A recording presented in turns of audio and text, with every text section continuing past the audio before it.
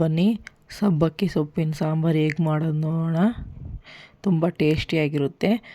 ಈ ಥರ ನೀವು ಒಂದು ಟ್ರೈ ಮಾಡಿ. ಅವರೆಬೇಳೆ ಹಾಕ್ಕೊಳ್ಳಿ, 1.5 ಗ್ಲಾಸ್ ಅವರೆಬೇಳೆ, 2 ಟೊಮೊಟೊ ಹಾಕ್ಕೊಳ್ಳಿ, ನಾಟಿ ಟೊಮೊಟೊ 2 ಹಾಕ್ಕೊಳ್ಳಿ, ಬೆಳ್ಳುಳ್ಳಿ 2, ಈರುಳ್ಳಿ ಹಾಕ್ಕೊಳ್ಳಿ 1,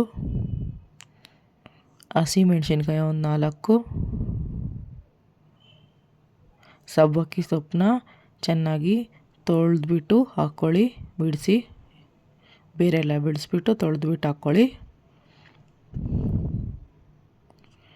ನೀರು ಹಾಕ್ಕೊಳ್ಳಿ,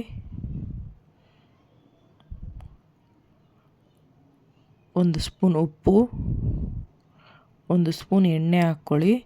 ಎಣ್ಣೆ ಹಾಕೋದ್ರಿಂದ ಟೇಸ್ಟ್ ಚೆನ್ನಾಗಿರುತ್ತೆ.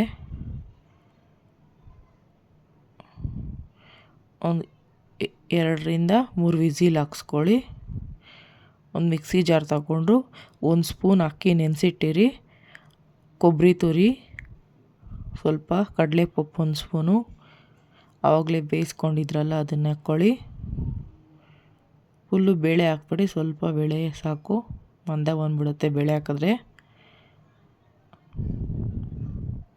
ಎಲ್ಲವನ್ನು ರುಬ್ಕೊಳ್ಳಿ. ಮಿಕ್ಸಿಗೆ ಹಾಕ್ಕೊಂಡು ಒಂದು ಬಾಣಲಿ ಇಟ್ಕೊಂಡು ಅದಕ್ಕೆ ಎಣ್ಣೆ, ಸಾಸಿವೆ, ಈರುಳ್ಳಿ ಹಾಕ್ಕೊಳ್ಳಿ. ಆವಾಗಲೇ ಮಿಕ್ಸಿ ಜಾರಲ್ಲಿ ರುಬ್ಕೊಂಡಿರೋ ಮಸಾಲೆನ ಬಾಣಲಿಗೆ ಹಾಕ್ಕೊಳ್ಳಿ.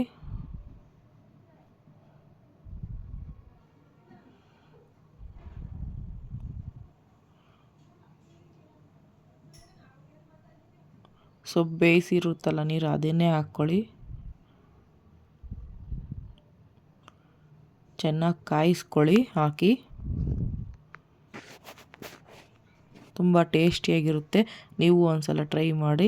ಇಷ್ಟವಾದರೆ ಲೈಕ್ ಮಾಡಿ, ಕಮೆಂಟ್ ಮಾಡಿ, ಸಬ್ಸ್ಕ್ರೈಬ್ ಮಾಡ್ಕೊಳ್ಳಿ.